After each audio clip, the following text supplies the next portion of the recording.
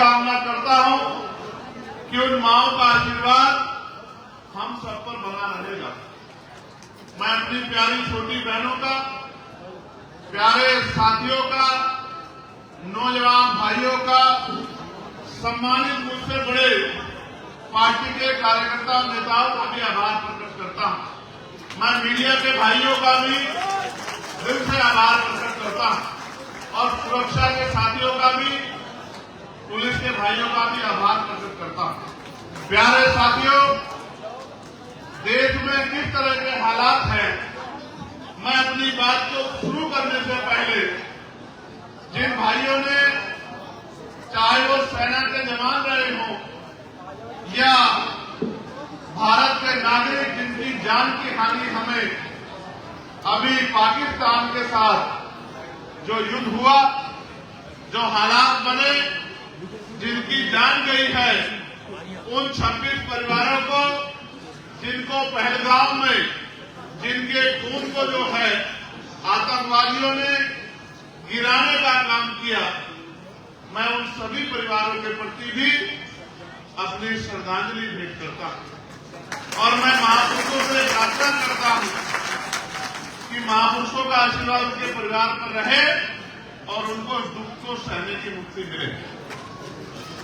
मैं जो शहीद हुए हैं दुश्मन की गोली से, चाहे आम नागरिक हो या शहीद जवान हो, शहीद जवानों के लिए तो मेरे मन में अपार श्रद्धा है, क्योंकि मैं मानता हूं कि वो जिस तरह से अपनी जान की बाजी बॉर्डर पर लगाते हैं, उन्हीं की वजह से हम चैन से यहां घर में सो पाते हैं। इसलिए मैं भारतीय सेना को, अपनी उस भारतीय वीर सेना को जिसने हमेशा हमारी रक्षा करने का काम किया, आप सबके माध्यम से ऐसे हाथ उठा के मेरे साथ उस भारतीय सेना का धन्यवाद कीजिए। इस भारतीय सेना ने दुश्मन के दांत खट्टे करने का काम किया है। एक नारा लगाइए मेरे साथ, भारतीय सेना जिंदाबाद, भारतीय सेना जिंदाबाद, हमारे सैनिक बल जिंदाबाद, हमारी पुलिस जिंदाबाद। प्यारे साथियों, मैं उन परिवारों के लिए मीडिया के माध्यम से, जिन परिवारों ने अपनों को खोया है इस युद्ध के दौरान, केंद्र की सरकार से ये मांग करता हूं कि 1-1 करोड़ रुपए की सहायता उन परिवारों की सरकार को करनी चाहिए। मैं आपको ये भी बता देना चाहता हूं, दुश्मन के गोले से हमारे मुजफ्फरनगर के भीम आर्मी के जिला महासचिव के परिवार के 2 बच्चों की जो वहां काम करते थे, उनकी भी जान गई। मैं उनके प्रति भी आस्था के, श्रद्धा के सुमन भेंट करता हूं। प्यारे साथियों, देश से आगे बढ़कर अब हम उत्तर प्रदेश की चर्चा करेंगे और ये जो कार्यक्रम प्रमुख सम्मेलन आयोजित किया है, इसमें जिस व्यक्ति ने जो भी योगदान किया है, मैं उन सबका भी बहुत बहुत आभार करता हूं, आभार प्रकट करता हूं। हमारे पुलिस जी का और सभी जिलाध्यक्ष जी का, सभी मंडल के पदाधिकारियों का, उनकी पूरी टीम का आभार प्रकट करता हूं। प्यारे साथियों, आजाद भारत में हक वंचित समाज जिस तरह का जीवन यापन कर रहा है, इससे आप और मैं जागरूक हैं। हम ये जानते हैं कि आजाद भारत में भी आज भी लोगों के पास सुख सुविधाएं नहीं, पहनने के लिए अच्छे कपड़े, सर ढकने के लिए पक्की छत, खाने के लिए अच्छा भोजन, पीने के लिए साफ पानी और सुख सुविधा जिसको कहा जाता है, चाहे किसान हो, नौजवान हो, महिलाएं हो, वृद्धजन हो या अन्य कोई व्यक्ति हो, सभी लोग सरकार की योजनाओं से पीड़ित हैं। हालांकि पीड़ा मन में रखने से कुछ नहीं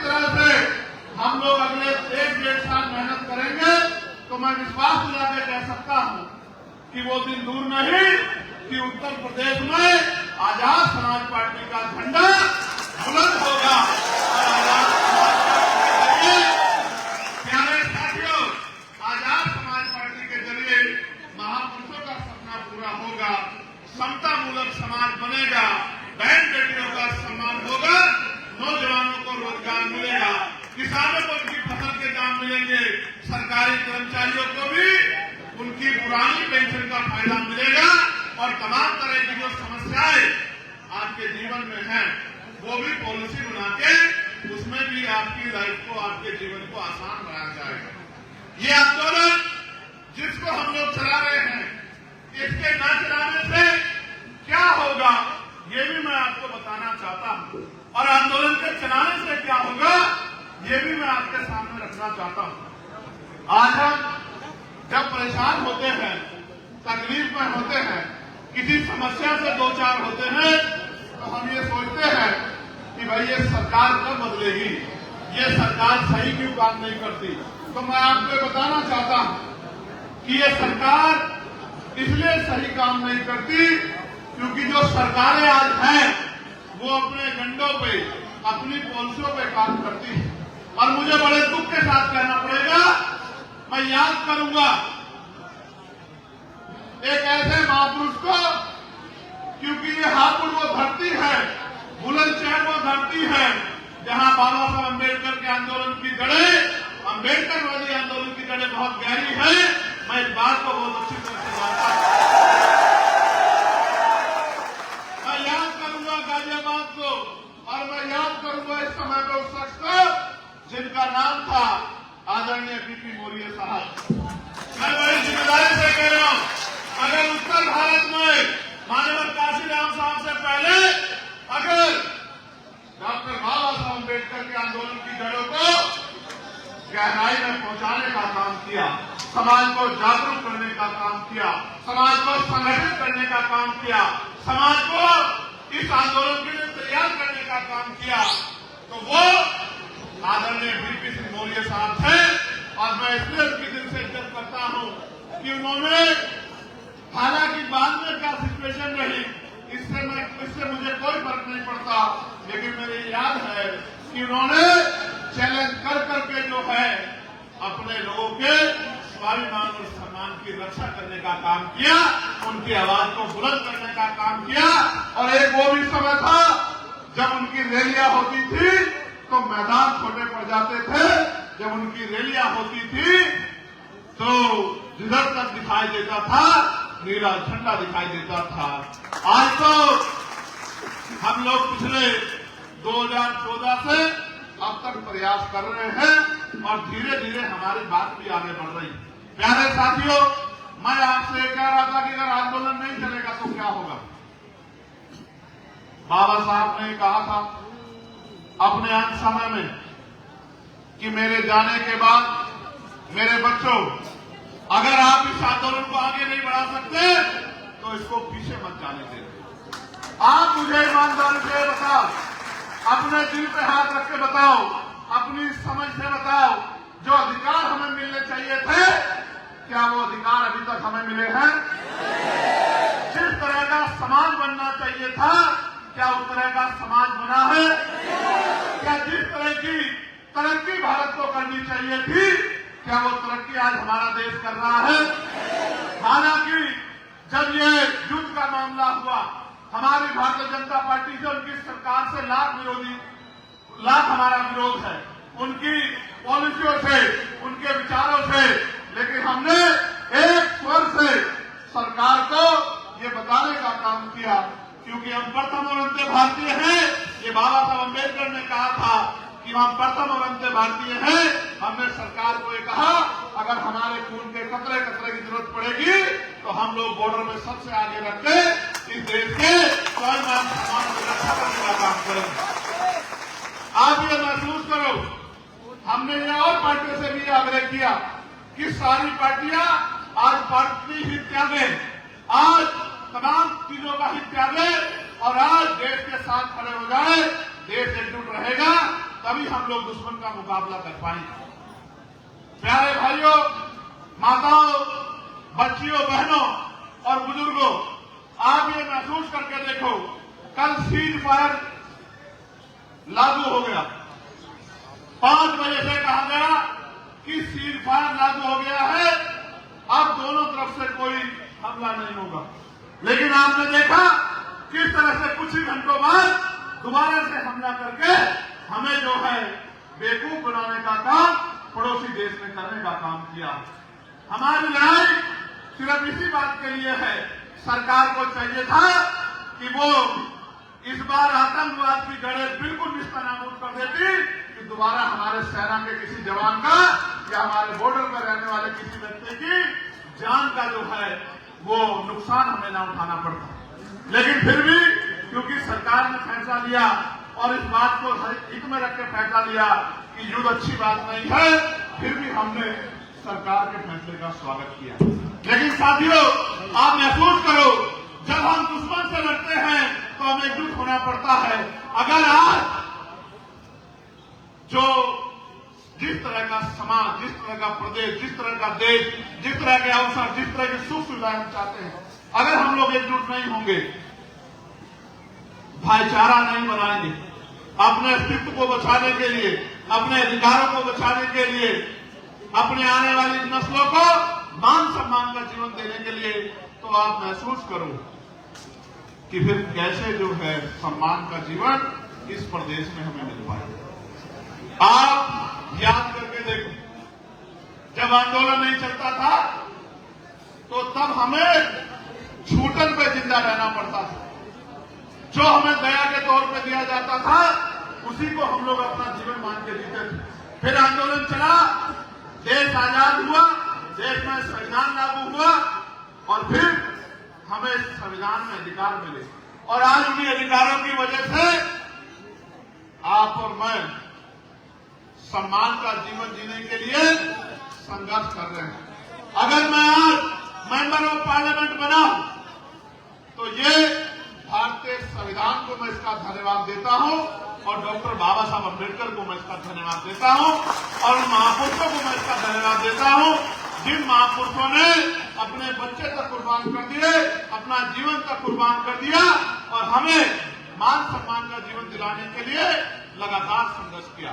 प्यारे साथियों, आंदोलन चलेगा तो ताकत बनेगी, आंदोलन चलेगा तो शक्ति बनेगी, शक्ति बनेगी तो समस्याओं का समाधान होगा और अगर समस्याओं का समाधान नहीं चाहिए फिर आंदोलन चलाने की जरूरत नहीं।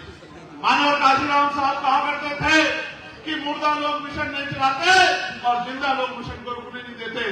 जो नौजवान इधर उधर ना समझी में तमाम तरह के जो है ऐसे संगठन जो समाज का भाईचारा तोड़ते हैं उन संगठनों का हिस्सा बन के और ऐसी गतिविधियों में शामिल होते थे जो देश के लिए नुकसानदायक है। आज फिर वाल्मीकि के जरिए वही नौजवान महापुरुषों के विचारधारा का झंडा उठा के बाबा साहब अम्बेडकर के सपनों को पूरा करने के लिए पूरे देश में निकला हुआ है। उसका उदाहरण मैं भी हूं और उसका उदाहरण आप सब लोग भी हैं। आज आपके घरों में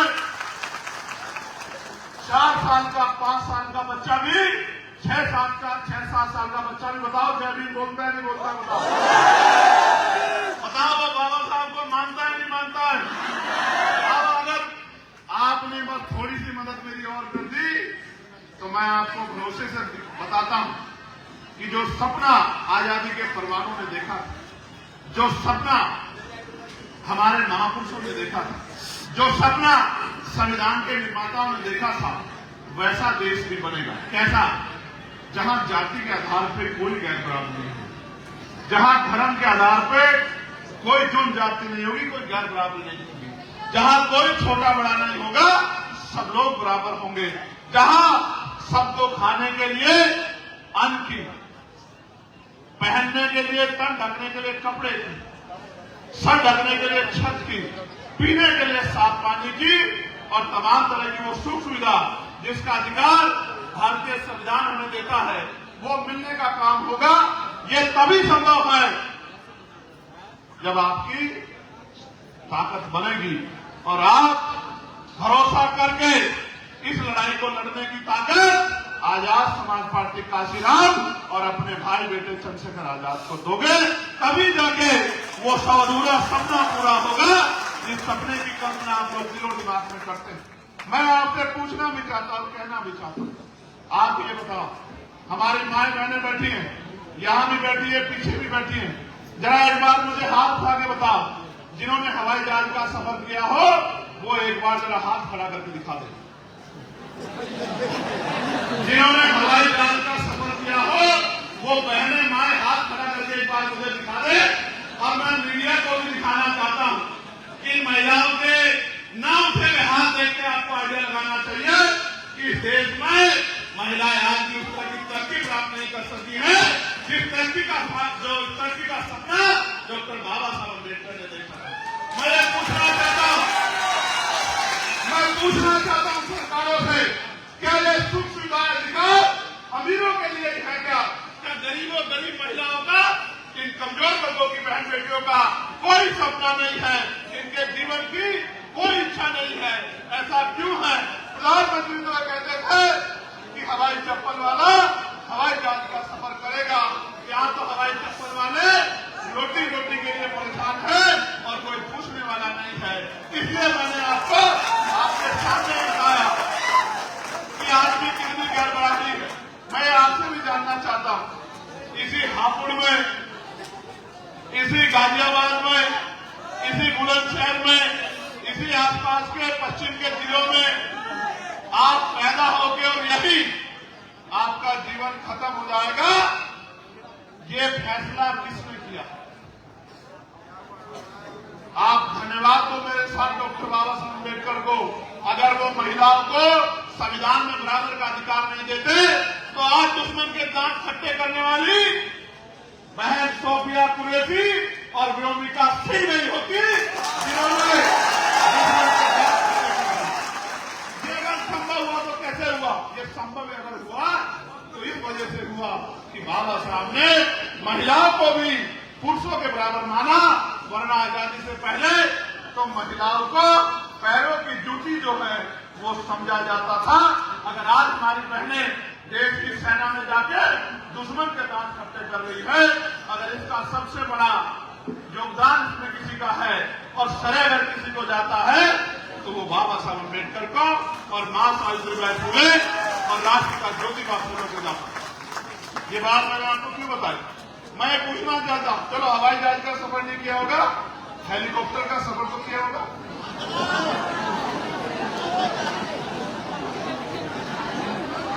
हेलीकॉप्टर का भी नहीं किया।